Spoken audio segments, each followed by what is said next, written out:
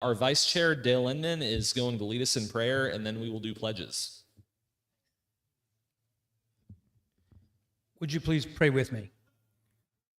Father, we thank you for this day you've brought us together. We ask that our work, our actions, and our words would be pleasing in your sight.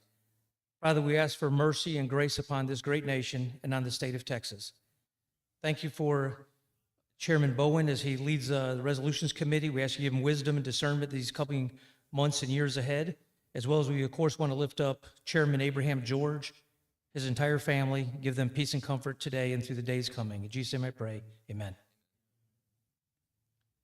All right, and if you would please join me in the Pledge of Allegiance to the U.S.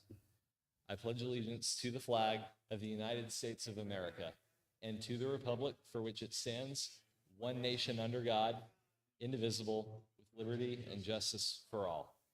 And now to the Texas flag. Honor the Texas flag. I pledge allegiance to thee, Texas, one state under God, one and indivisible. All right, and so now,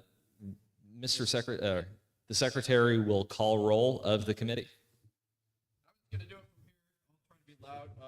Chairman Scott Bowen. Howdy. Vice Chair Dale Inman. Here. Andy Eller. Here. Ralph Fight. Susan Fountain. Paul Anthony Hale. Rachel Horton. Jim Pickle. Chuck Burnett. Gwen Withrow. Susan Lucas. And Mr. Chair, you've got a call. Thank you, Mr. Secretary. I guess just a couple of opening remarks before we get into our business. I know a couple members of this committee are returning.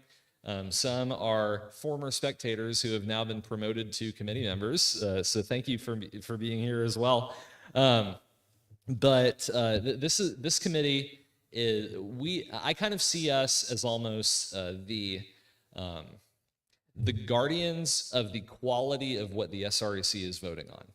So the resolutions that we put to the SREC floor, they are trusting us to do our research, to make sure what we're advocating for is principled and sound and really something that they can be proud of to vote on. We've dealt with a lot of serious issues in the past 2 years. We dealt with 3 motions to censure that were successful. We've had to issue opinions on the Ken Paxton impeachment, the lots of other issues that have been before the party, and just in every single one of those instances, we have to do our due diligence to the committee to make sure that what the SREC members vote on is something that we can all stand behind. And so, with that in mind, we want to make sure we represent the grassroots and give them a forum. We don't have restrictions on who can submit resolutions to this committee.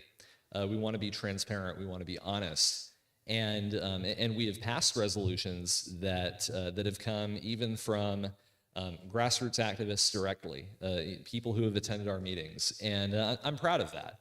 And I hope it's something that we can continue to do. So we are here to serve Republicans in the entire state of Texas, to make their voices heard, and to make sure that when RPT speaks, we speak loudly, but we also speak with authority. And so that is the job that you've been called to do. And I think with that, typically the way we operate as a committee, just in the interest of time, is that when we get into debate and discussion on resolutions, only committee members may speak, unless every once in a while we'll grant special speaking privileges to someone for a specific issue. But before we start the meeting, is there anyone who is not a member of the committee, but who is on the any SREC members who would like to address the committee? All right, I see. Okay, you're on the committee. Oh, oh yeah, that's right. You're not. Okay. So I have four people. I will ask: is there any objection to granting speaking privileges for 2 minutes each to Rolando, Melinda, Deborah, and Jeremy? All right, hearing none, we'll go in that order. So please approach a microphone and address the committee. 2 minutes. you will see in the folder a pro-life resolution I submitted. I think you're all aware of what happened at the National Convention. Our pro-life language in the platform was watered down.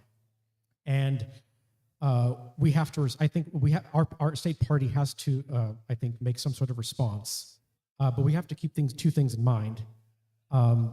We have to stand firm by our principles, but we have to do so in a way that does not jeopardize our chances of winning the most important election in our lifetimes, less than 100 days away. So we don't want to do something that will unnecessarily cause, in-party fighting. And so what I wanted to accomplish with my resolution, and you'll notice I borrowed a lot from the resolution submitted by Deborah Fite. Her resolution was one submitted to the Harris County Republican Party EC, and they adopted an amended version of it. Now, that was to address a specific pro-choice group in Harris County that tried unsuccessfully to change the state party platform, but it had a lot of good pro-life language, so I borrowed some of that and put some of my own language in, and what we accomplished, and it accomplishes a few things. One, it makes clear that being pro-life is a non-negotiable principle of the Republican Party. Two, it makes clear that that being pro-life is not just good policy, it's good politics. Three, it thanks President Trump for being the best friend the pro-life movement has ever had and appointing the 3 justices who voted to overturn Roe versus Wade. And four, it makes clear that the Republican Party of Texas will fight to restore strong pro-life language in the national platform. And it does all of that in a way that does not become a distraction from our efforts to elect Donald Trump and Ted Cruz, and does not cause unnecessary division in the party. It is a very strong reaffirmation of our pro-life principles. Thank you. Melinda Morris.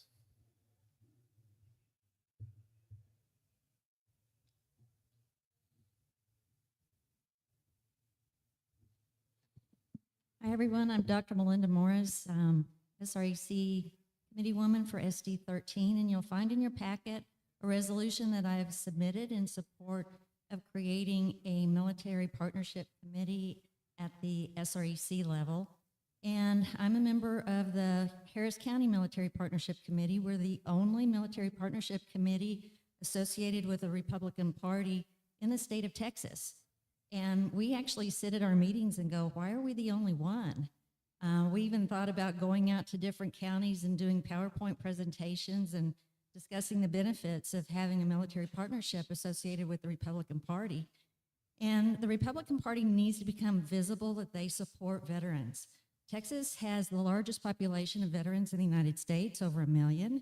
We've got 300,000 just in the Harris County region. We've got 15 active military bases. And now is a prime time for the Republicans to stand up for veterans, because the Democrats have totally demoralized our military. We have the weakest, smallest military we've ever had since before World War II. A lot of it has to do with their woke and DEI policies. And the veterans are totally demoralized by the Veteran Administration and the way that they're treated. So this is a call of action for 3 different ideas. One is to address putting committees at the county level. 2 is to address creating an SREC committee, possible specialty committee. I was actually in the Partnerships and Coalition meeting, and they thought that maybe it would be better to be a subcommittee of engagement because of our mission. And we need a way to find out who all the Republican veterans are in the state of Texas. By just submitting this resolution, I have found out that we have SREC members that are veterans that I had no idea about it. So we're not even recognizing our own veterans within the SREC. So I'd like you to please support this resolution. Thank you. Deborah. Yes.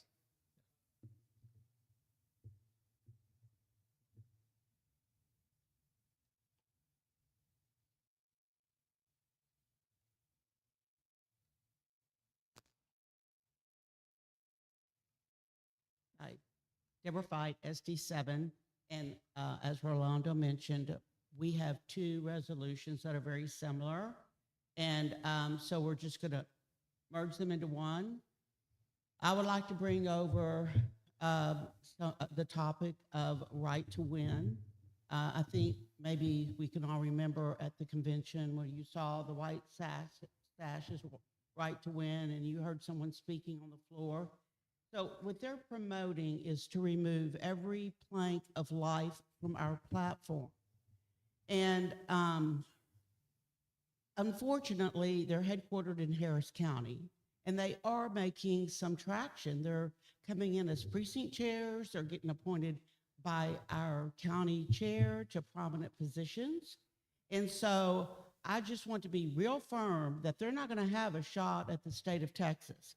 So just briefly, I hope I can stay my 2 minutes, but never in the history of the world has our society fallen so far from grace. We're facing serious opposition to our faith. Our culture is shrouded with darkness and confusion. There is no human solution to the confusion and rebellion in today's culture. The core principles and preamble of our party is the answer. So we don't want to water that down, and that is affirming our belief in God. So do we believe that God is going to help us with anything that violates his 10 commandments? Thou shalt not kill. So, and the truth is, Texas has won every statewide election in 30 years. So why should the Republican Party want to adopt the Democrats' losing platform? So we're hearing a lot from this group, we're pro-life, but my response is, the cross of Christ demands a decision. Neutrality does not lead to triumph. To not deliberately choose is to make a choice. When the Pharisees leveled their accusations at Jesus, he spelled it out very simple. There is no neutral ground. If we're not on his side, we are his enemy. If we're not helping to do his work, we're actually harming his cause. Principles win elections. So please support us in passing our resolution that principles win elections. Thank you. Thank you. And finally, Jeremy Story.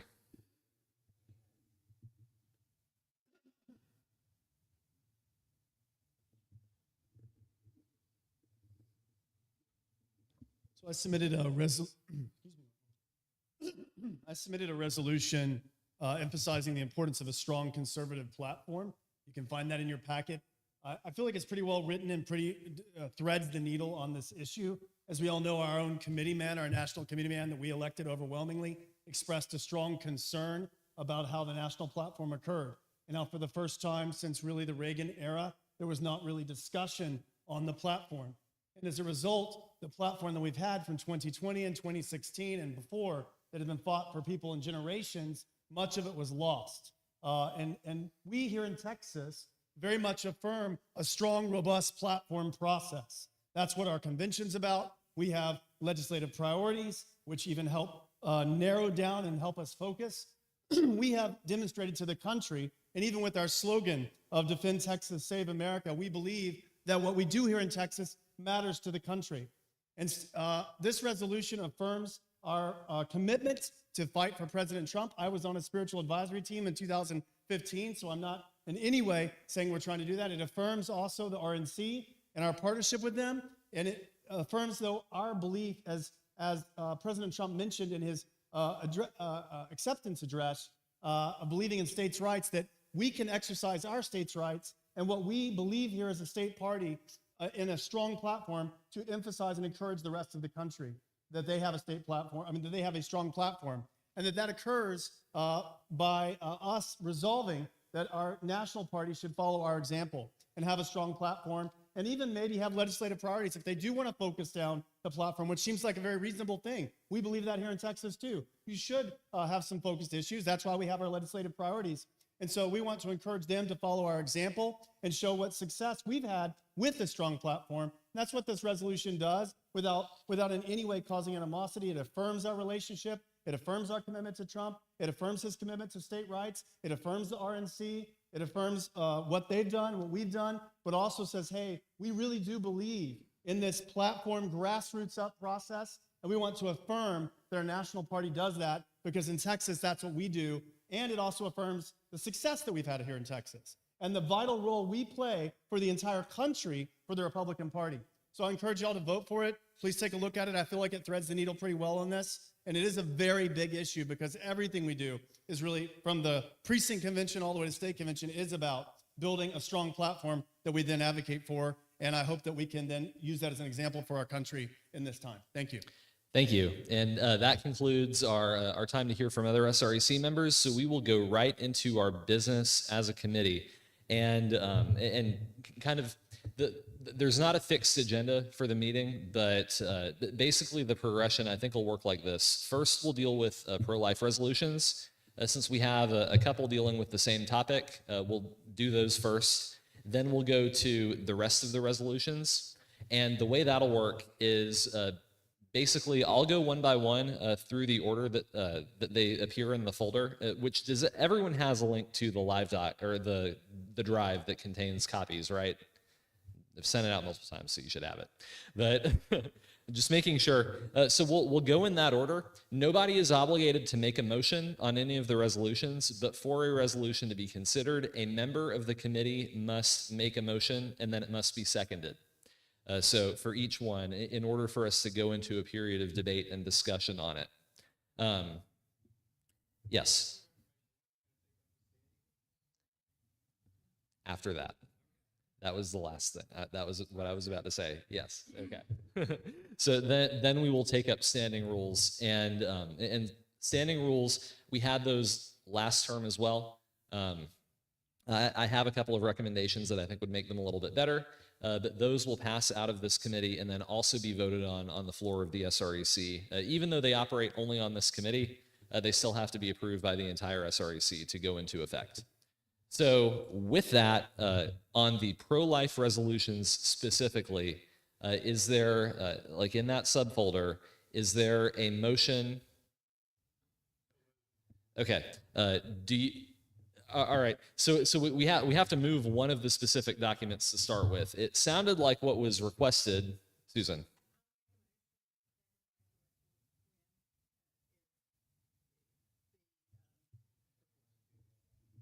Okay, so I will, as a point of information for the committee, I think what was requested by the speakers was that we start with the other one and then add in some of the language from Deborah's. Is that so? Is there a motion to take up Rolando's resolution? Yeah, you can't do it. Okay. All right. Okay. Okay, so a motion has been made and seconded to take up the Garcia SD15 pro-life resolution. So that was moved by Andy Eller, seconded by Ralph Feit. And if we could get that up on screen. Oh, perfect. Is there any discussion or amendment on this resolution?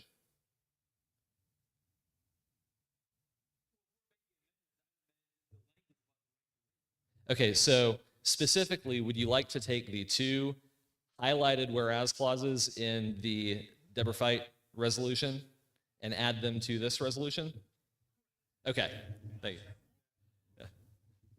Yeah, thank you. Okay, so that has been moved by Dale Inman and seconded by Andy Eller. If you can't tell, we all talked about this beforehand. So.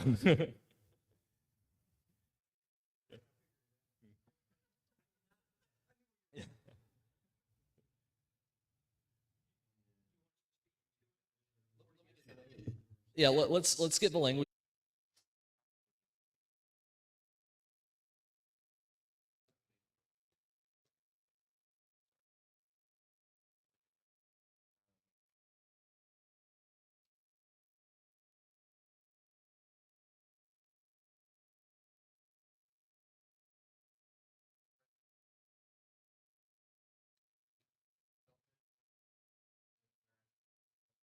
Okay, yeah, so before the 10 years of polling. Okay. So is there any objection to locating those whereas clauses in between the self-managed abortion clause and the 10 years of polling clause? Dale, are you good with that? Yes. All right. All right, and would you like to speak? So I'll go ahead and start. And rules of debate here, we don't have standing rules right now on speaking times, for and against, anything like that. I hope not to have to recommend those. So, but just be conscious of the fact that we have a lot of business to get through. Dale. May I first say, is there anyone that's against it? Because if no one's against it and we can just move forward, then I won't even speak. Is there discussion is the question. Is there for and against? I'm for, is there any against? If there's no against, then we're good. All right. Calling the question is not necessary if no one else wants to get up and speak. So we'll just move into a vote. All in favor? Oh, so is there any objection to also moving over the footnotes that are cited in these two clauses? Yeah. All right, hearing none, that'll be moved. That'll be part of our editing process.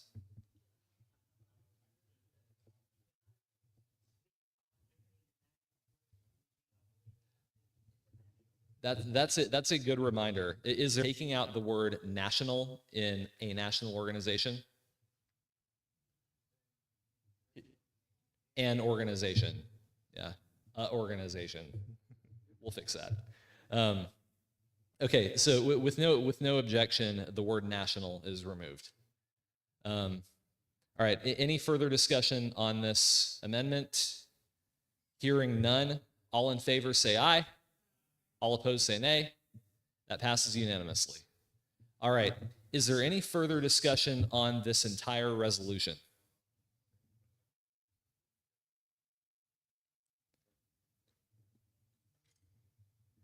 All right, hearing no further discussion, we'll now move into a vote. All in favor of adopting the principles when elections resolution as part of our report, say aye. All opposed, say nay. That passes unanimously. All right. Before we move on from pro-life, there is one other resolution that's kind of different from those. Would anyone like to make a motion to take up the Rivers and Streams resolution submitted by Kiko Canseco? All right, that has been moved by Rachel Horton. Is there a second? All right, seconded by Jim Pickle.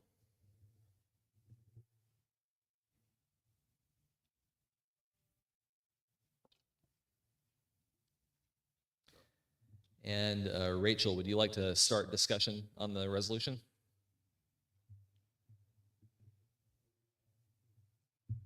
Sure. The resolution itself deals primarily with the health and safety code, discussing the FDA versus Alliance for the Hippocratic Medicine at all on the basis that plaintiffs lack standing, refuse to deal with the issue of chemical abortion pills. So this, honestly, it deals with the concept of making sure that our rivers and streams are pure because of the health code, basically. So I am moving adoption and hoping that we all support moving this forward. Thank you. Thank you. Is there any further discussion on this resolution? Hearing none, all in favor of adopting this as part of our report, say aye. All opposed, say nay. It passes unanimously. All right, and now I'm going to get my computer up here so that we can go through. We're going back to the main folder if you're following along in the resolutions folder. So is there? We'll just go one by one, and again, don't feel obligated to make a motion on all of these because it's not necessary for the resolutions report to be 20 resolutions long. So we do want to exercise some discernment. That being said. Is there any motion on the Story SD5 Strong National Platform resolution? Any motion on that resolution? All right, a motion has been made by Gwen. Yes, yeah, we need a motion on every single one of these.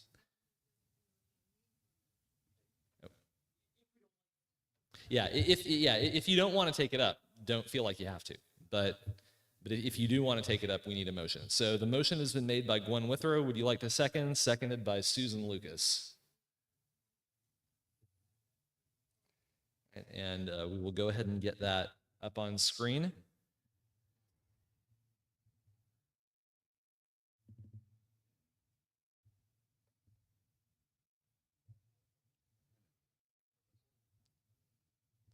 All right. And yeah, I'll just read the resolve clauses really quickly as we get that up there. Be it resolved that the SREC calls upon the Republican National Committee to reaffirm the importance of a robust conservative platform that fully reflects the input and values of state platforms, particularly those from strong conservative states like Texas. Further resolved that we honor and respect the efforts of President Trump and the RNC, recognizing their commitment to addressing crucial issues facing our nation while also emphasizing the necessity of a platform process that allows for thorough discussion and incorporation of diverse conservative viewpoints. We will work hard and do our part to ensure President Trump wins this election. RPT will continue to advocate for a platform that upholds our conservative values, recognizing that such a platform is essential for motivating our base, winning elections, and governing effectively. RPT's approach of combining a comprehensive platform with targeted legislative priorities proves that it is possible to have a strong platform while also singling out core issues that matter to voters, demonstrating a path for the national party to follow. Finally, we commit to working diligently to ensure that future national platforms reflect the strong principled stances that have made the Republican Party successful in Texas and across the nation, understanding that this is key to our continued success and the preservation of our American values. Is there any further discussion on this resolution? Hearing none, it sounds like everybody thought Jeremy did a great job. So I don't still see him here though, but I'm sure he will be. Yeah, he was so confident. He's just like, here you go. And we're just having fun. So, all right. With that, we'll move into a vote. All in favor of adding this to our report, say aye. All opposed, say nay. It passes unanimously. All right. Is there a motion on Navarro County's support for Dr. Tom Oliverson for Speaker? All right, I don't hear one. Next, is there a motion on the signed contract with Texas Cody Harris resolution?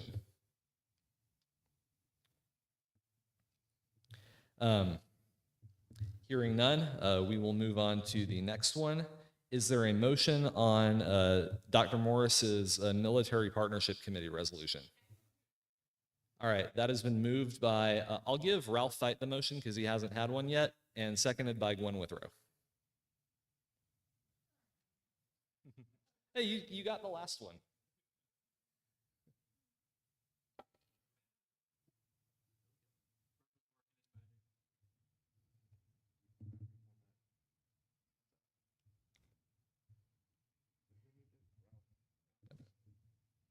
All right. Be it resolved, the RPT and the SREC members recommend that a standing military partnership committee be established within each Republican county party within the state of Texas to expand their outreach to Texas veterans and active duty military, and resolved that we vote to establish a special military partnership committee within the SREC made up of the SREC veteran members who will meet with veterans to address their concerns and serve as an additional voice for Texas veterans at a legislative level, and resolved that the RPT develop a system of veteran registration within the party to identify Texas Republican veterans to enable party outreach, engagement, and communication. Okay. As much as I love those ideas, I would like to ask the parliamentarian, is there anything in there? I'm sorry if you were not listening. You can look at it again. I've got it pulled up on the screen here. Is there anything in there that could potentially overstep our ability as a resolutions committee? Like for instance, in the second resolve clause of voting to establish a committee, does that step on the chairman's authority, other authority in the bylaws? Can you speak to that? Is it just in case we need to make some changes to this to make sure that it isn't subject to a point of order? Yeah, I've got it pulled up.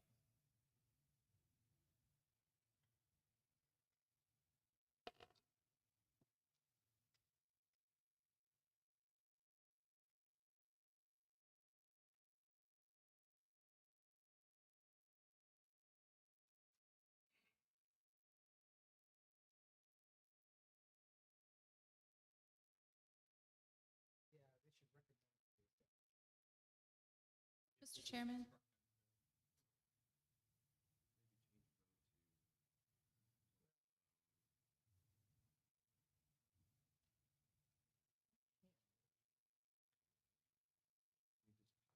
Point of information, Mr. Chairman. State your point. Would it not be possible to amend pieces of the resolved clause to be more amenable to our purposes as a resolutions committee so that, yes, we do not overstep the rules and bylaws and sure. establishment of the state party chair? Yes. Yes, that is what I would encourage. Does anyone have any amendments they would like to offer?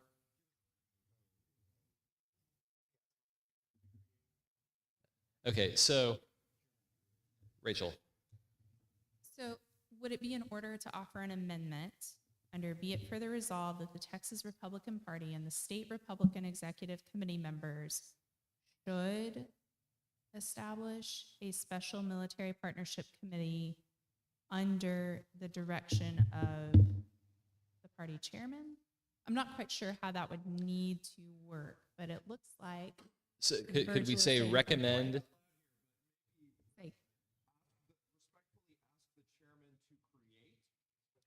should respect, well, should, I like should recommend. Or the members recommend that the Yes. chairman establish?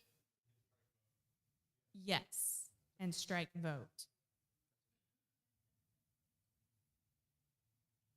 Instead of And establish is already in respectfully there, so- request, we're going with recommend. Yep. And then you would take out vote too. Yes. Okay. And then in the third resolve clause where we say develop a system of veteran registration within the party, is that similar where we request that the part Yes. requests that the party That would be a, or maybe we say the Texas Republican Party should develop a system? Because again, we're expressing opinion here. So So when you say be it further resolved that the Texas, and it's the Republican right, Party of right, Texas yeah, we'll fix that later. Yeah. should, I think should develop a system.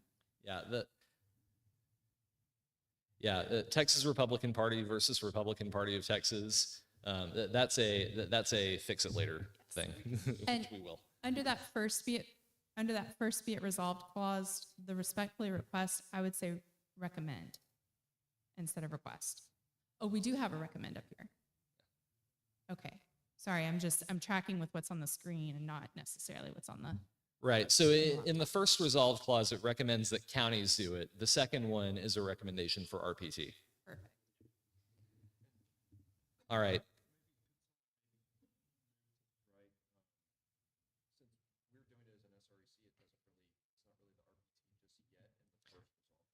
Is there any objection to striking that?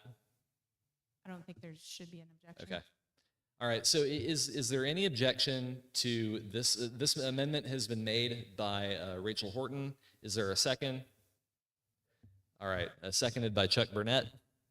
And is there any further discussion on this amendment? Susan? All right. And is there any objection to the amendment? All right. Hearing none, the amendment is made. And now would you like to speak to the resolution? Just a point of information, this was discussed in the Partnerships and Coalitions meeting, and there's was some concern about whether, and some discussion about whether this committee belonged as part of the Partnerships and Coalitions Committee in the first place, as opposed to a second committee. Well, so I think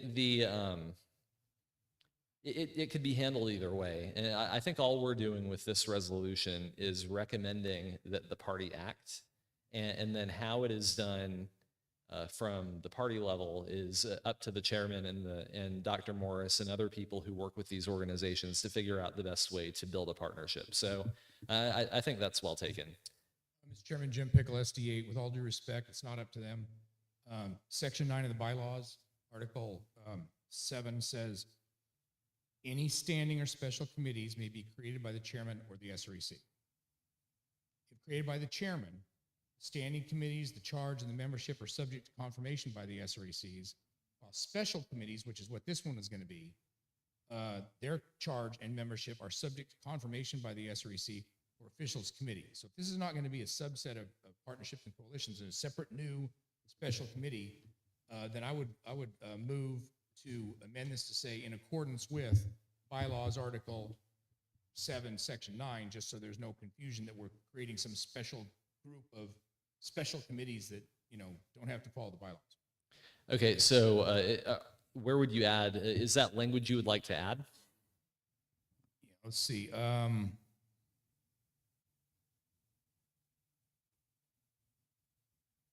Well, and I think pickle principle here. There's no need for a reference if we're already asking the chairman to do this, right? Because that way. Right, exactly. It's implied that the chairman is going to follow the bylaws when he creates this committee, so we don't need to cite the bylaws, right? Yeah. Yeah, the other way we'd do it is instead of respectfully recommending the chairman do it, we just say that the State Republican Executive Committee, in accordance with the bylaws, shall or will establish, must establish, will establish a special committee. Then we're actually creating one, but it's going to be in accordance with bylaws. Is this, the inference is that you're going to follow the bylaws. Right. But we're creating a special committee. So I think we should have a reference in there that we're doing it in accordance with bylaws. Yeah. Just a Go ahead. point of information or order or something of that nature. When we enact a resolution, or when we, as a committee, recommend, as the resolutions committee, we're recommending to the floor that these are the resolutions that we have passed through our committee. It's not necessarily a bylaw that we're having to put forward. It's not necessarily action that we're immediately requiring. We're just saying at some point in the future we want our chairman to look at that. Would that be a correct interpretation of what that is how the current language would be interpreted? Is we are giving the chairman, we are recommending to the chairman that he exercise his authority to do it. The SREC can, per the bylaws, create a committee on its own. And I don't know that a process exists right now for what the vehicle for that would be. It could be a resolution. It could just be a vote on the floor. Right. So we don't need a rule change to do that. Yeah, so it would just be the original resolution. So that could be done as well. But I think what we need to consider as a committee, though, is do we really want to just take that authority away from the chairman and kind of recommend that the SREC act on its own, or do we want to give him time to think this through, decide what the best course of action is, and just recommend that he do it, and then give him the ability to consider how it's going to be affected? So anyway, Dale. Assuming this is accepted, I would ask Dr. Morris, would you accept the word predominantly made up of State Republican Executive? And the reason I say that is I'm the president of Veterans Patriots United in Huntsville. General Hummer, United States Marine Corps, set me up with some guys about 5 years ago, and I do a lot of PTSD. We work with Houston PTSD Foundation. I do a lot of liaison between them. We raised about $500,000. We've got a house with about 15 guys that we do AA, NA, anger management, a lot of stuff. My dad's Marine Recon. I spent a lot of time in the Middle East. When COVID started, I was in Syria, and Kevin Brady sent a plane for me because my plane got canceled. But if you would prefer to keep it only veterans, I'll respect that, certainly. But if you could say maybe an exception because of what I do separate from the SREC, I'm super involved in this kind of stuff.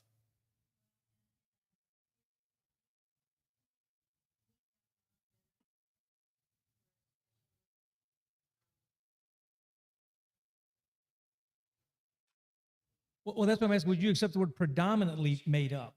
Because right now it's only, it says made up of the State Republican Executive veteran members. Adding the word predominantly. So yeah.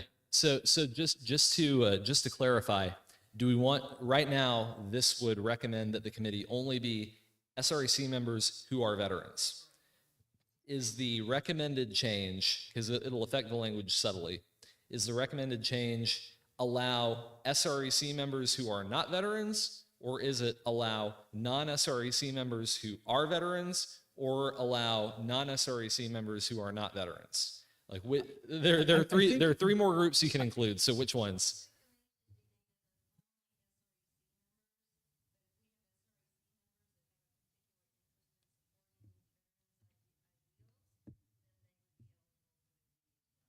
I think you could add predominantly right after committee then, made up of State Republican Executive Committee members who So- are predominantly veterans. Yeah, I like that. So State Republican Executive Committee members who are predominantly veterans. All right. So that's been moved by Dale Inman, seconded by Gwen Withrow.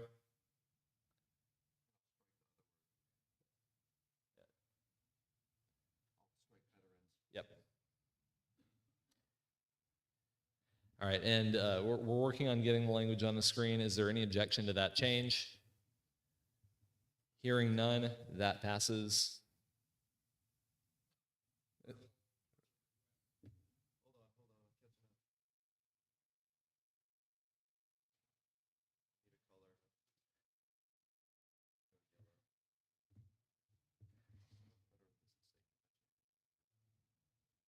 All right, I think we're there.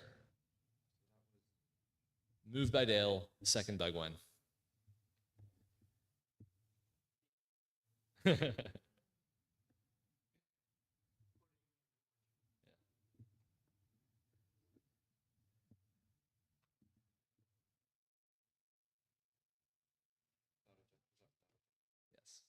that is without objection. All right, Jim, state your point.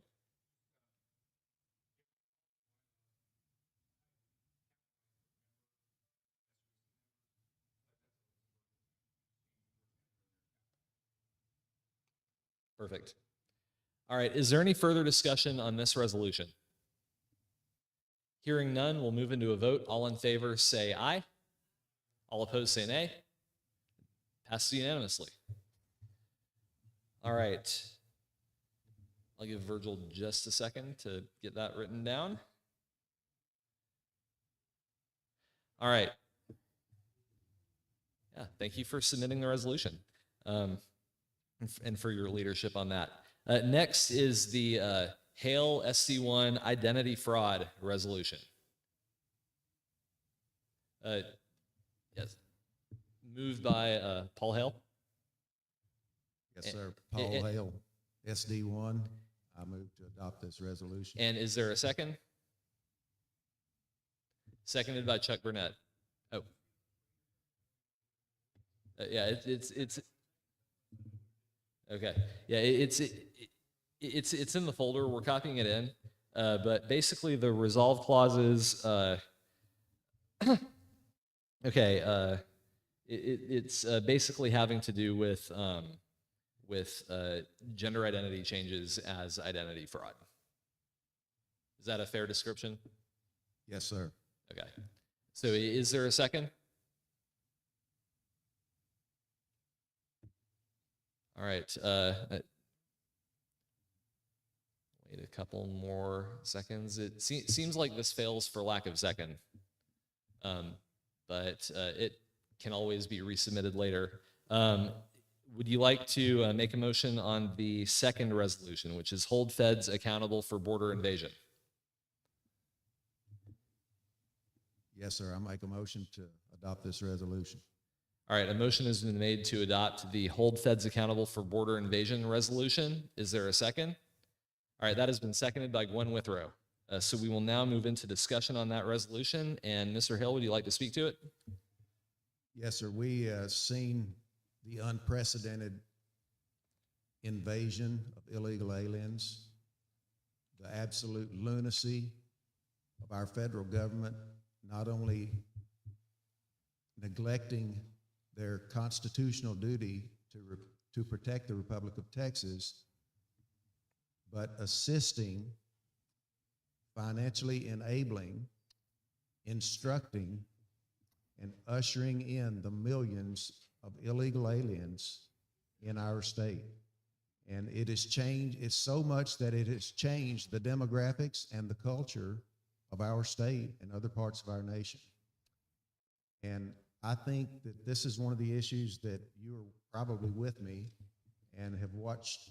We have proof of these things on the news daily and documented in United States Congress, United States Senate, in our state.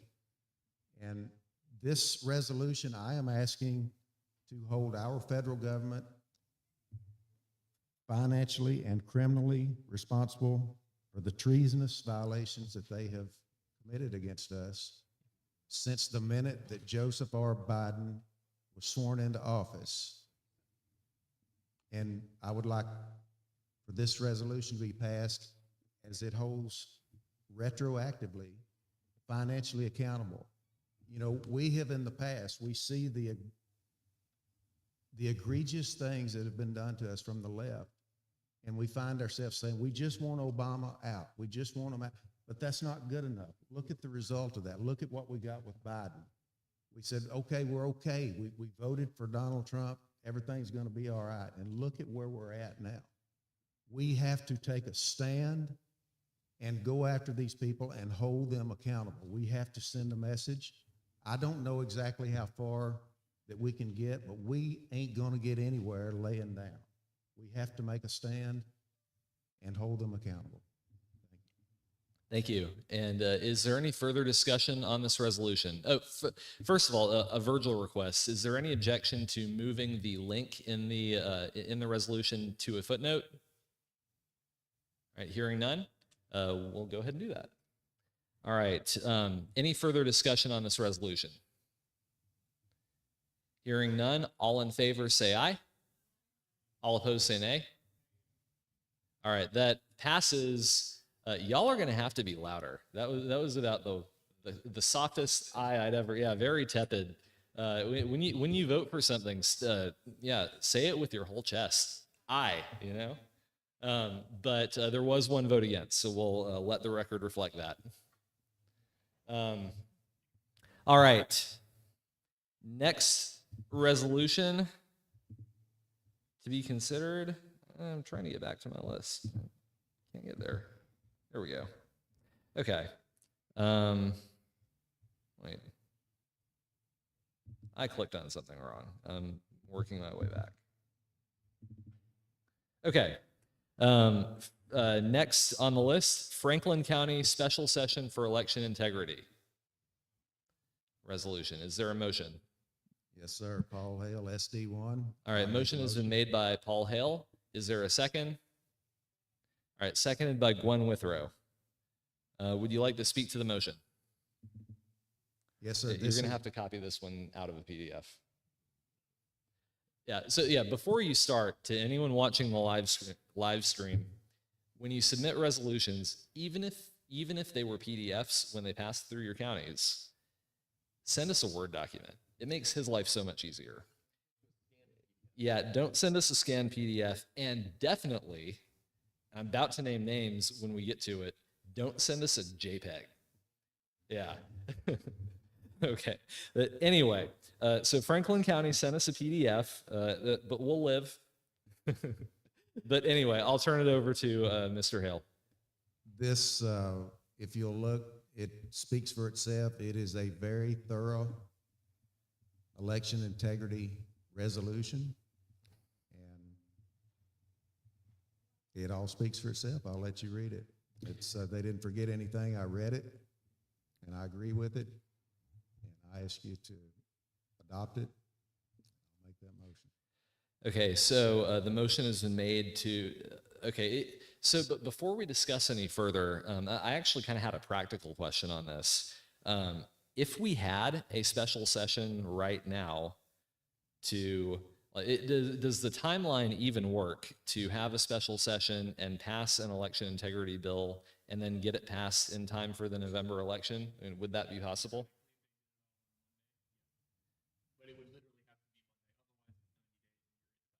Well, then there's even a timeline from the other side on calling a special session, getting things passed. So I want us to consider, is this a reasonable thing to ask for, or should we just ask for all of these bills to pass in the regular session and make that a priority, which it is?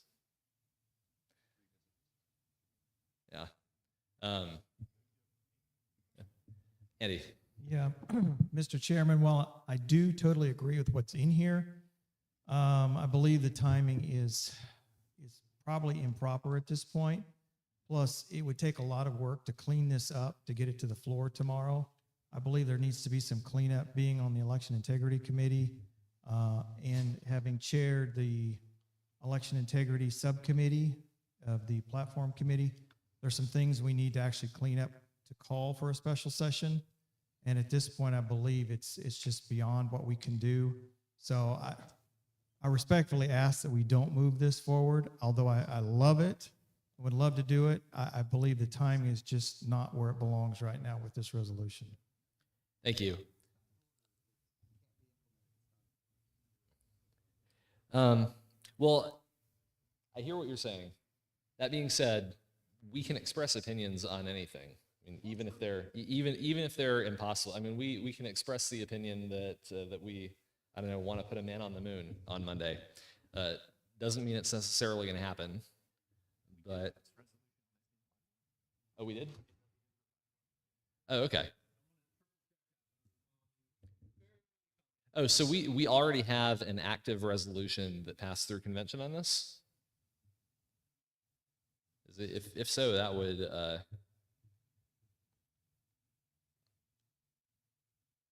that actually would probably override this.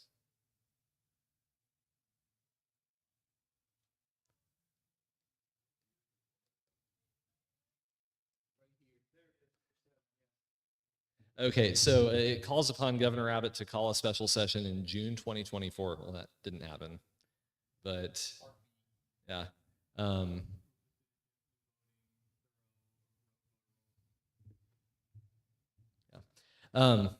Okay, so we had some debate. Is there any further discussion on this resolution? Yeah, on the actual motion that's before us right now.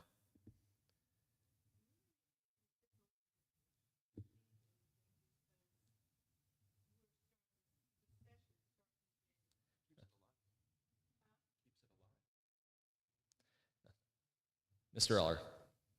Yeah, Mr. Chairman, I just move that we postpone taking up this resolution to our December SREC meeting. And at that time, determine based on what we see, bills being filed, work with the Election Integrity Committee, then we can make some decisions on how we want this resolution to actually read and what we want to do. Thank you. So a motion has been made to postpone this resolution. Is there a second? Seconded by Chuck Burnett. And this would postpone it to time certain, which would be the December SREC meeting. So is there any discussion on that motion? All right, hearing none, we'll take a vote on the motion to postpone. All in favor of postponing, say aye. All opposed, say nay. All right, that passed unanimously. It was also a little louder.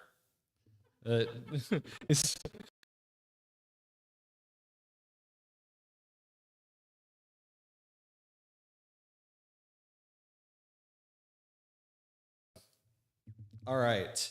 Next is the JPEG from Ellis County, the speaker selection resolution. Is there a motion on this resolution?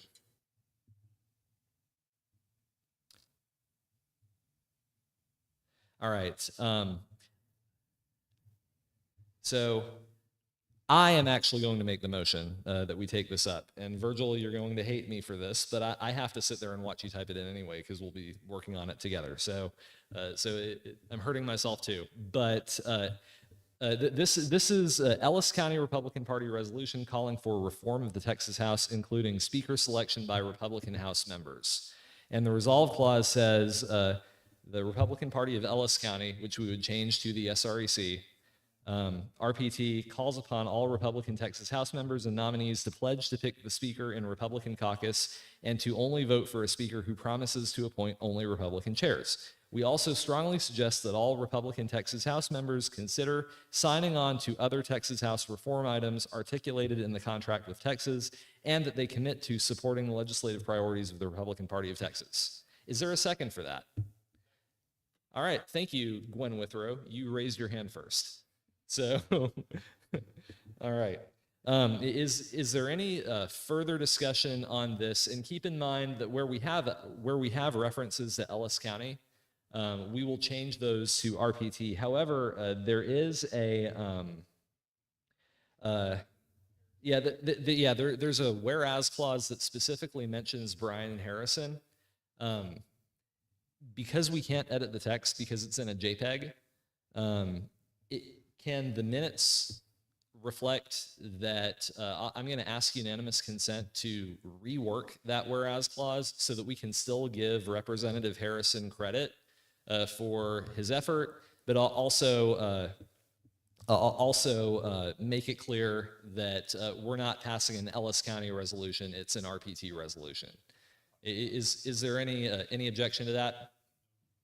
All right, so Virgil, if you could just let the minutes show that we're going to have to work on whereas number 3. Yeah. All right, is there any further discussion on this resolution?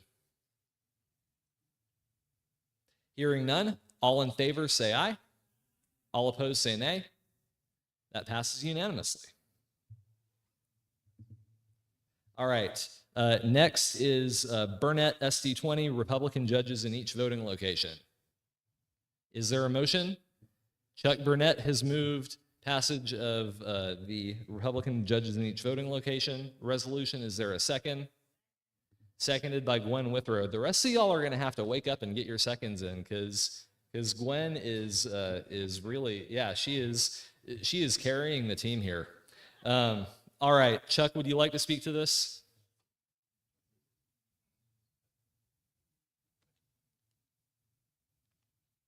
Chuck Burnett, SD20. Hopefully this is somewhat self-explanatory.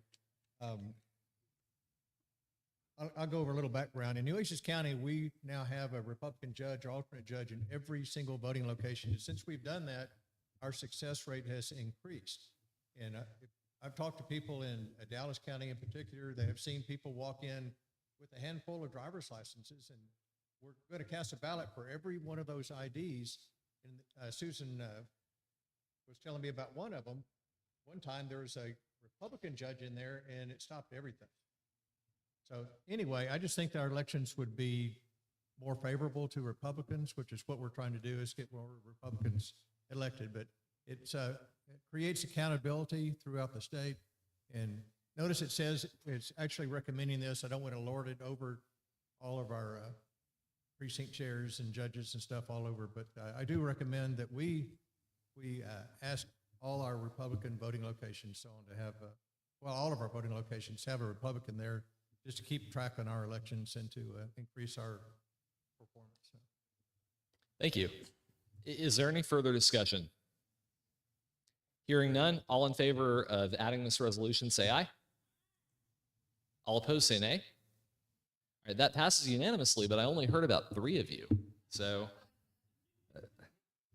I know. All right, next is the Educational Freedom Renewal Resolution. Is there a motion? All right, that has been moved by Ralph Feit. Is there a second? All right, I'll second it because I wrote it. So, Ralph, I'll give you the opportunity to speak to it first, if you'd like.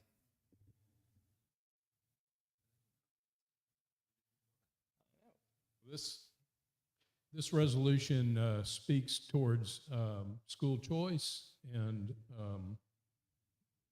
which just barely failed to be one of our 8 legislative priorities.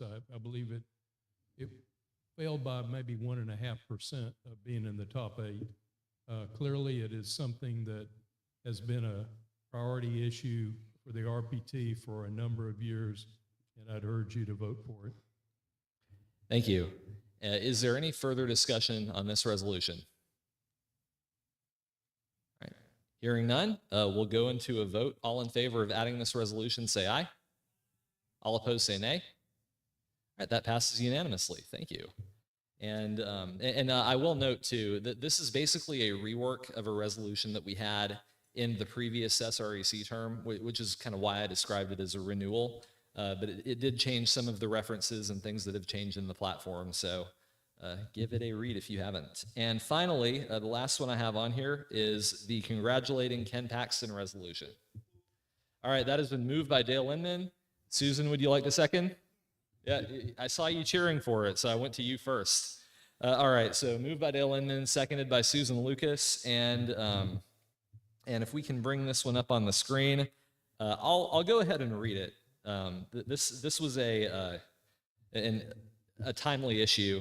Therefore, be it resolved that the Republican Party of Texas congratulates Attorney General Ken Paxton for his office's enormous win in this case. I think we may want to rework that to re-reference what it's referring to, but we'll do that later. Which represents not only a significant windfall to the state budget, but also is a victory for data privacy in the face of unprecedented surveillance and abuse by social media platforms. And be it further resolved that the Republican Party of Texas urges that funds secured through this settlement not be made available to House legislators who would have prevented them from being collected had they successfully impeached General Paxton to spend on their own personal pet projects, and instead should be dedicated to property tax relief for all Texans.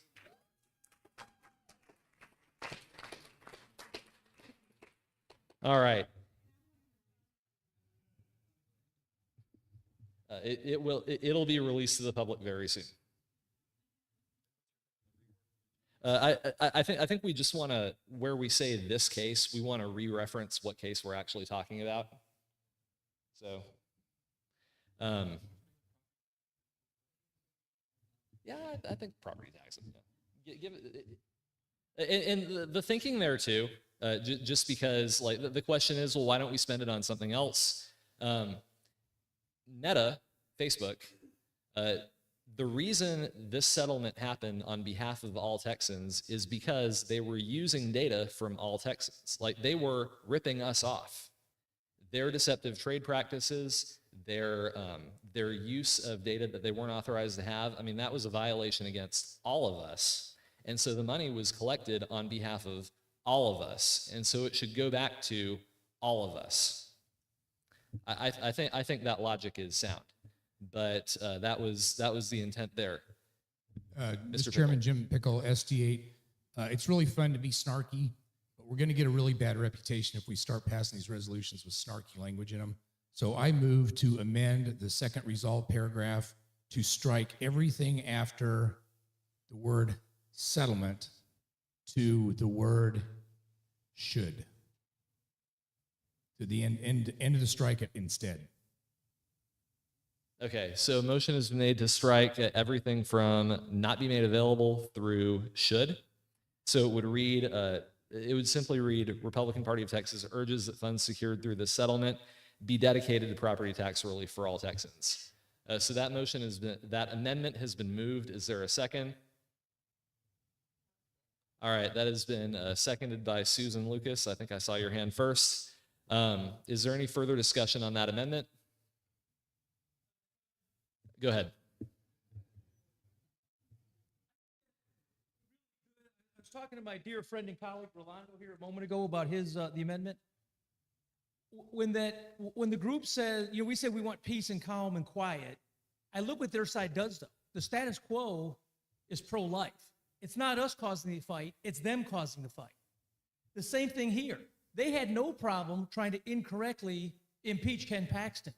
So while you might say it's snarky, it's like, we're tired of getting pushed. You guys do impeachment of Ken Paxton. We put 4 or 5 words together to say, we don't like what you did, and that's the offensive part? I don't find that to be offensive after what they've done to Ken Paxton and to the state of Texas.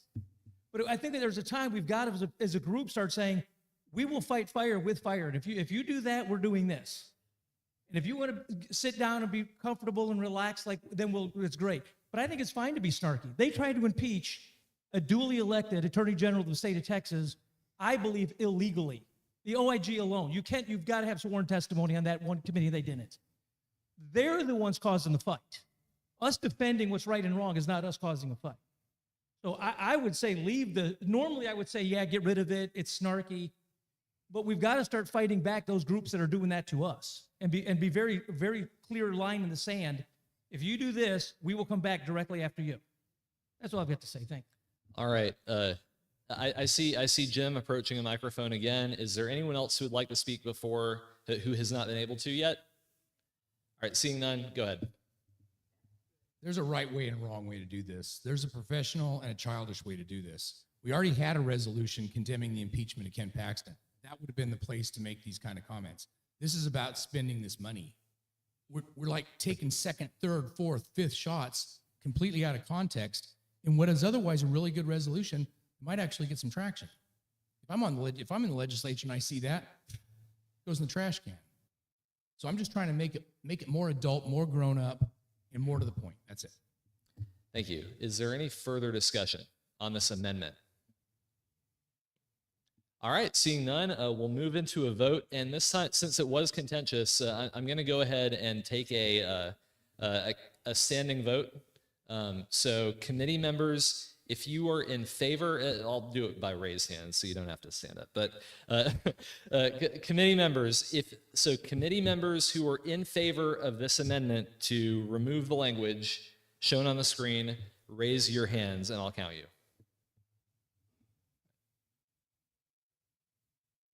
All right, I see 5. All opposed, raise your hands. I see 4. So that passes. Yeah. Our first divided vote. Yeah. All right. So by a vote of 5-4, that language is removed.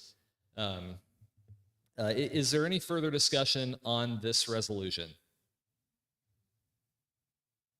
All right. Hearing none, we'll move to a vote. All in favor of adopting this resolution as part of our report, say aye. All opposed, say nay. All right. That passes unanimously. And I'll ask really quickly, are there any other resolutions that have been submitted that we did not take up that any committee members think need to be considered? Just making sure we didn't miss anything before we move on. All right, the last thing we will do is go into standing rules. So I sent out a draft of standing rules that are pretty lightly changed from what we had last session. And if we can pull those up, we'll look at those first, and then we'll consider the motion that Chuck Burnett made or is going to make. But I'll just speak to a couple of these changes. You can see where they're highlighted and struck. Yeah, Virgil, I think your highlights and strike throughs didn't make it into the live document.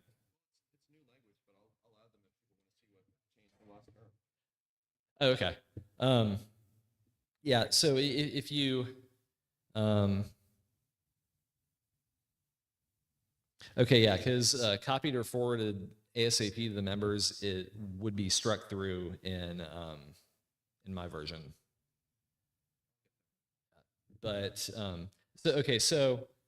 the old language was no resolution will be considered by the committee that has not been distributed to the committee chair in a standard electronic format by 11:59 p.m. Tuesday before a Friday committee meeting and copied or subsequently forwarded by the chair ASAP to the members.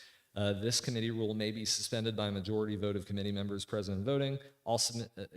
So I would like to change that to say all submitted members shall be copied or submitted resolutions shall be copied or subsequently forwarded by the chairman to all SREC members by 11:59 p.m. Wednesday before a Friday committee meeting. The reason for that change is that way it doesn't, otherwise you could conceptually make me as chair the gatekeeper for any resolution because I could just not forward it and it would be invalid if I didn't like it. I wouldn't do that. I never have done that, but the rule would allow a chairman to do that. And so I would rather make the requirement simply that it be submitted, and then if it's submitted, you've met the requirement as an individual submitting a resolution, and it just puts the onus on me to make sure that they're sent out by Wednesday at 11:59. So that's the only substantive change here.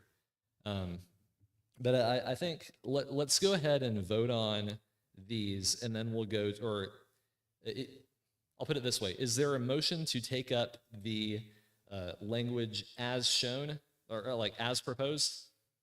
All right, moved by Susan Lucas and seconded by Ralph Fite. And now, Chuck, you can make your motion to add the rules that you're suggesting. We can, but we'll be discussing the whole thing. So.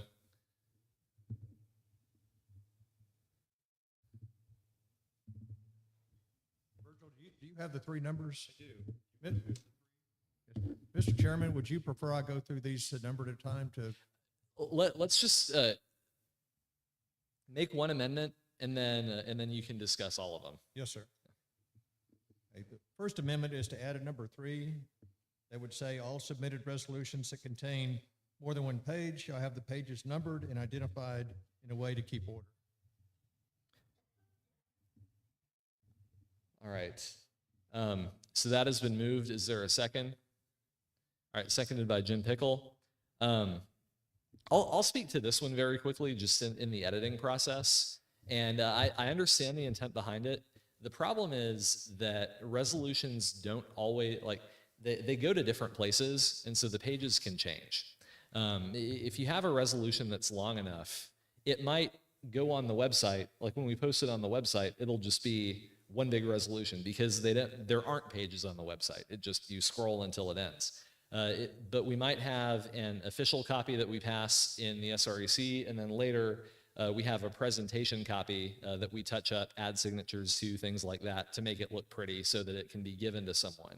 So having official page numbers and trying to edit those into all of that, I think might be disruptive to the editing process. But I'll allow you to speak to the logic for it. Yes, sir. Well, my intent was whoever makes a submission that they put page numbers on it and they identify the pages where we know that they're all together. My reason for this is a lot of times I will print them out and I'll bring my packet here, and then if there's a whole bunch of pages and resolutions and they'll get mixed together. It makes it easier to find out, okay, this page and this page goes with this resolution and so on. So I don't think the onus should be on Virgil or anybody here, but it's just to make it easier to make sure that we have everything in the right order. Could you just write page numbers on them when you print them?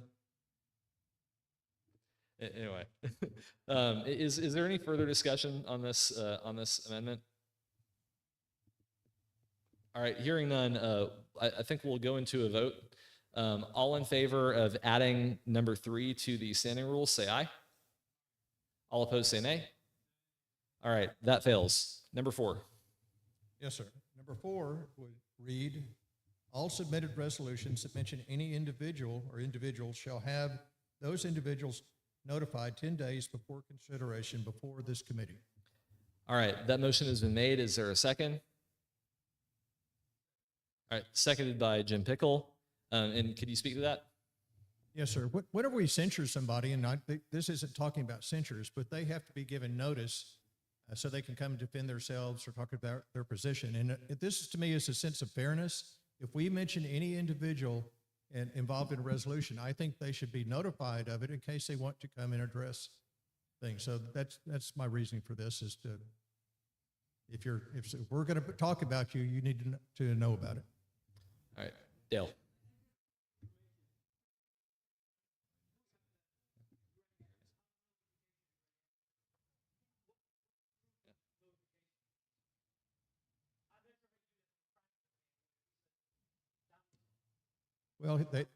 Well, we know that the governor has a staff, so I think it's pretty easy to get.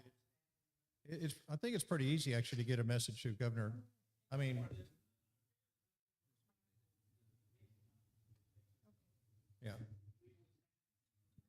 Well, Yeah. If we're going to talk about an individual and here and consider a resolution that has somebody's name in there, I think they should know about it. However, every situation may be different, but I just think everybody should have a right to know we're going to talk about you in here.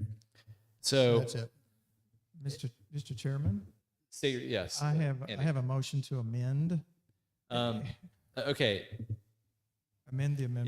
Yeah, we have a lot of people lined up at the mic. So a motion to amend the amendment. Yeah, and I think this will say your clarify motion. some stuff. Instead of saying mentioned in the resolution, we talk about that would be subject to the resolution, because we mention a lot of people in our resolutions. We just mentioned Trump, we mentioned several others, and we would be notifying each and every one of these every time, but they're mentioned in a good way. So I think the rule needs to say something about, subject to, or the subject of the resolution. Okay, so would you say all submitted resolutions? I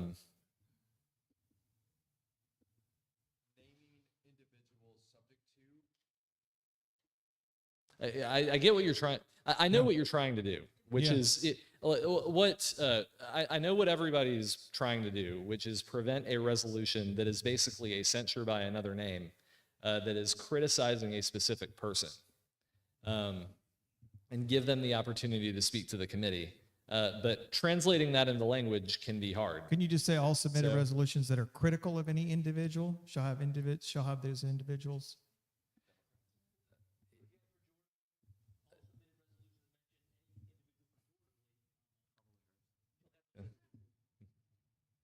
Yeah. Yeah, because then exactly. You've got to invite. Yeah, then you're inviting all these people. All right. The other problem. I'm going to withdraw my motion, but I'll speak against it.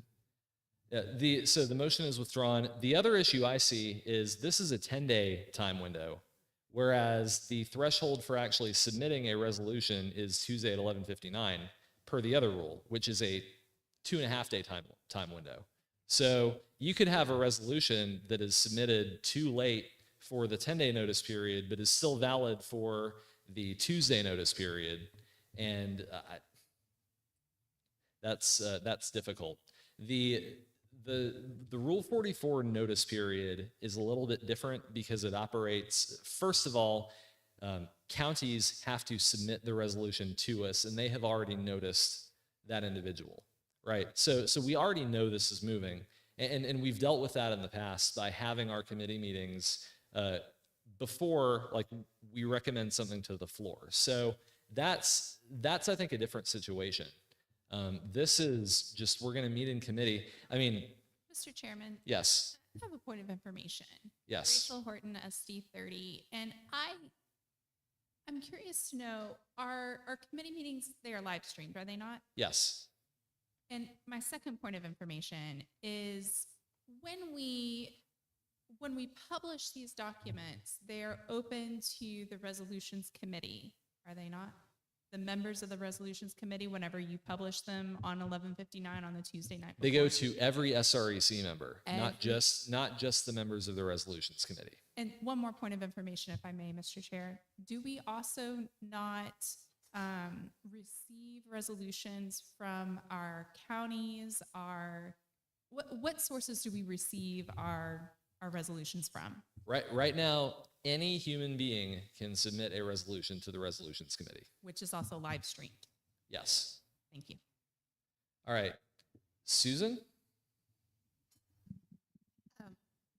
I think that 10 days is too much as well. I'm not sure 2.5 is also good enough.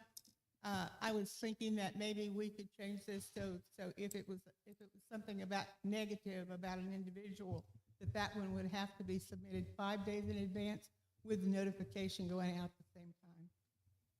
Okay. Do you have an amendment you'd like to make? Because you need specific language for the amendment. That's the issue. I'm trying to see where it is on the screen, where the 10 days is on the screen. Oh, there it is. Basically saying that all submitted resolutions that mention any subject of what word did you use before?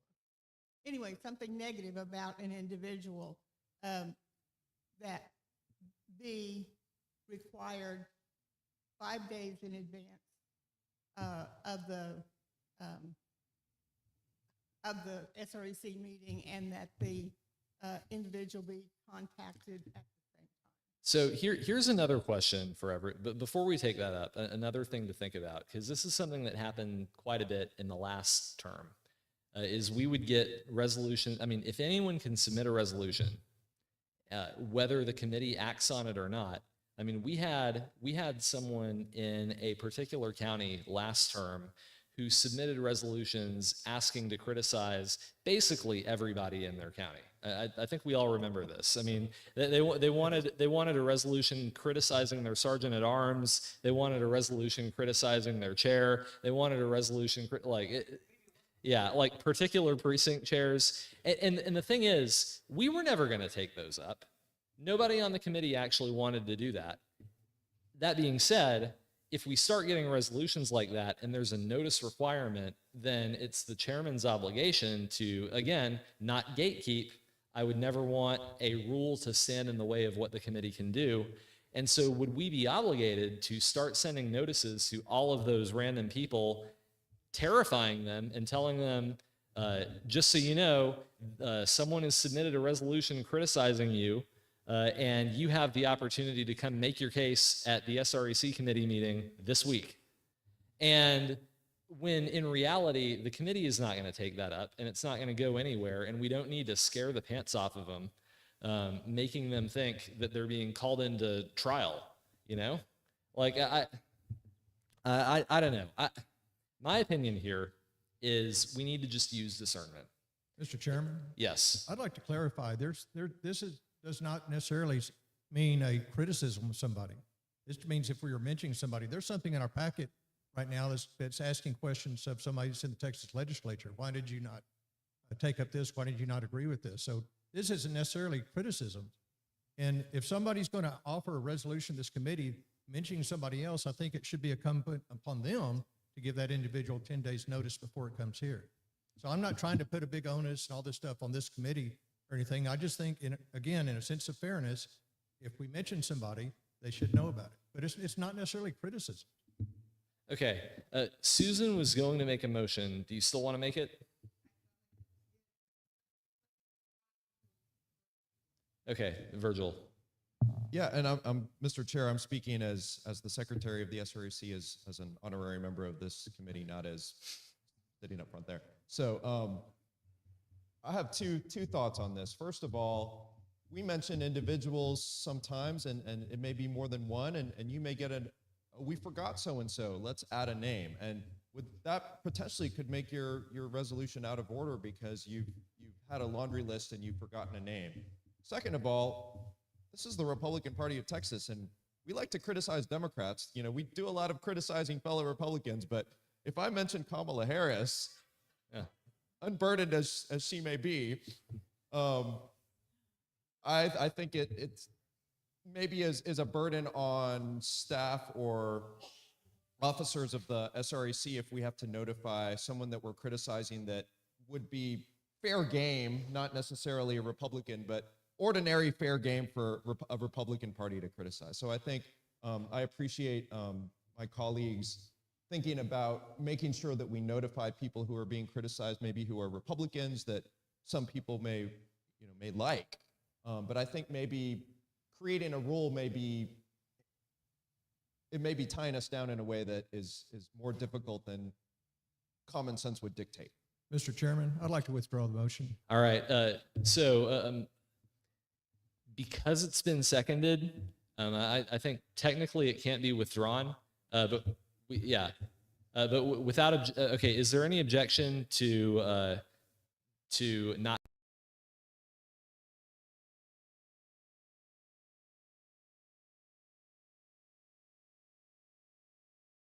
Objection. That's a new one. Okay. All right. I want to add, I have a great appreciation for everybody in this room, this committee. Y'all are doing a great job, and I like being questioned on stuff, and whenever I miss something or y'all have a different take on things, I really appreciate that. Okay, my last resolution here is to add a number 5, which I guess maybe would be number 3 if it passes.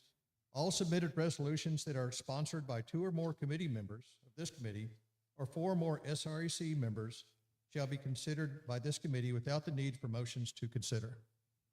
All right, that has been moved. Is there a second? All right, seconded by Jim Pickle. I know Andy has risen to speak, but I'll give Chuck the opportunity to speak to it first and then go to Andy. Sure. Thank you, Mr. Chairman. Whenever something's brought before this committee, we normally we move to, somebody has to make a motion to bring it out and somebody has to second, but if there's already two people have signed on to a resolution, it seems like for expediency, we could just skip that and you could just go ahead and say, we have this resolution. In the same line of thought, if 4 members of the SREC, our body here, if 4 of our body members would like something to be considered, I think we should take that up automatically also. Thank you. Thank you. It's just a point of information.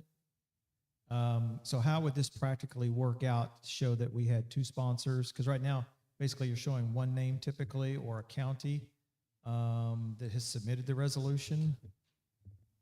So how would that practically work for us to show that we had 2 sponsors or 4 SREC sponsors? Yeah, I'd have to figure out a way to do that, maybe just listing them in the document.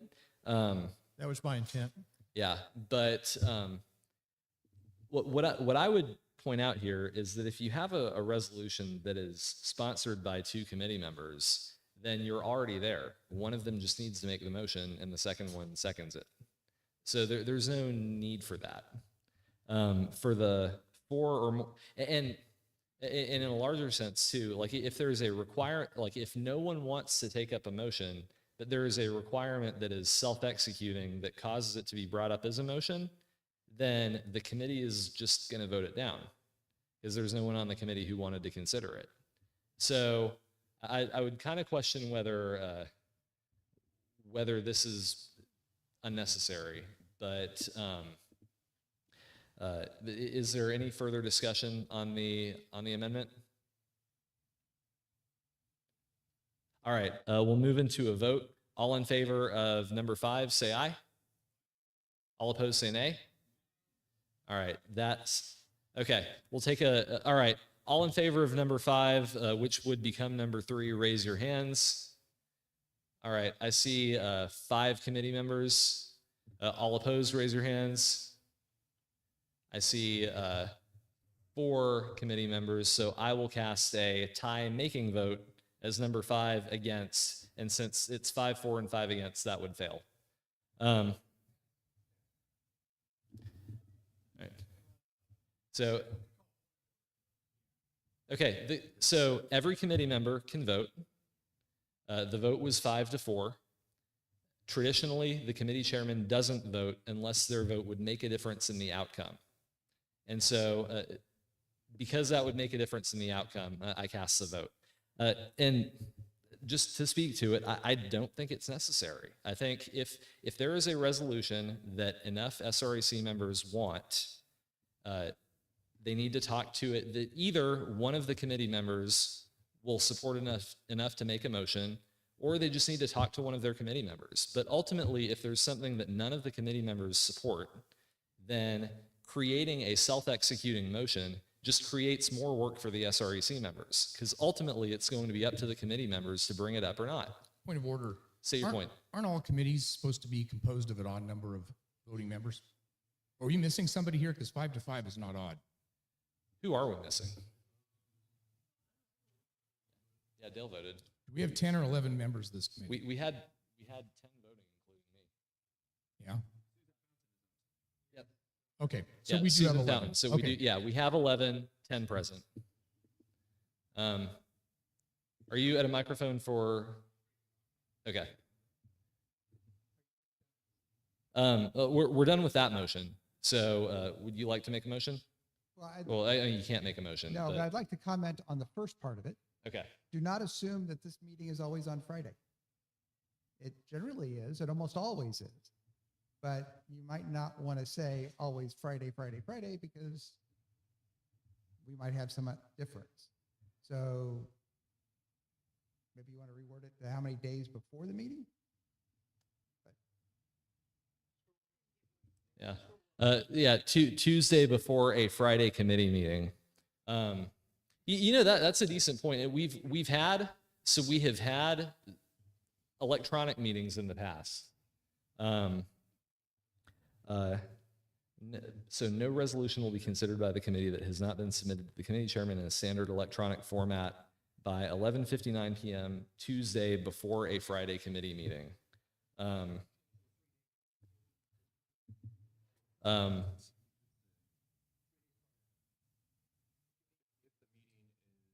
What if we said comma or 72 hours before any meeting not submitted or not scheduled on a Friday?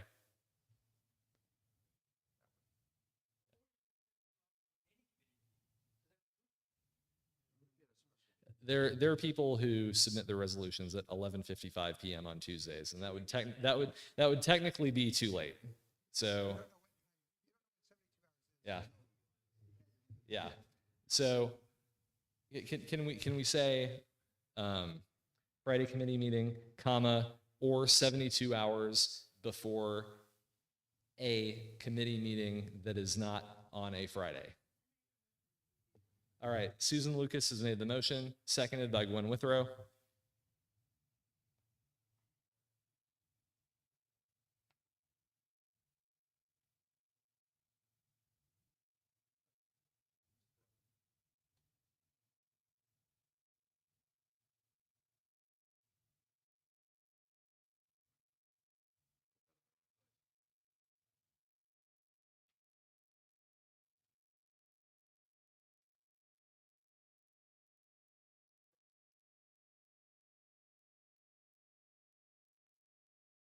All right, is there any further discussion on this amendment? Seeing none, we'll move into a vote. All in favor of this amendment, say aye. All opposed, say nay. All right, that passes. Is there any further discussion on the standing rules as a whole? Chuck.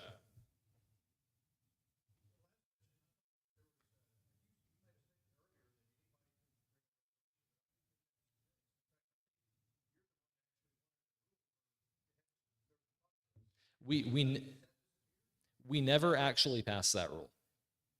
So we talked about it a lot, and we never actually did it.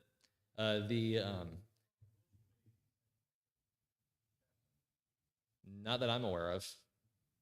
Yeah, right now, there is currently no restriction on who can submit a resolution to the committee. However, in order to actually be considered, a committee member must make a motion and then it has to be seconded. So to be considered within the committee. So the list can be 500 resolutions long, but we're not actually going to talk about anything unless a committee member makes a motion and a second committee member seconds it within this committee in order to discuss it. So there was, I think we talked about setting a rule to do that in the last session, but we never actually did it. Jim. Point of privilege, I would like to apologize for my comment a little while ago when I said that you shouldn't have voted. Obviously, bylaws, Article 5, Section 5 gives you the full right to vote. I think traditionally as chairs, we've only voted to break ties, but that's not in the rules, and I apologize for my comment. Thank you, and that's well taken. Thank you. Is there any further discussion on standing rules? Seeing none, we'll move into a final vote. And again, these go to the floor to be voted on by the full body tomorrow. But all in favor of adding these to our report, say aye. All opposed, say nay. All right, that passes unanimously. And is there any further business for the Resolutions Committee? Seeing none, we stand adjourned almost on time at 3:44 p.m.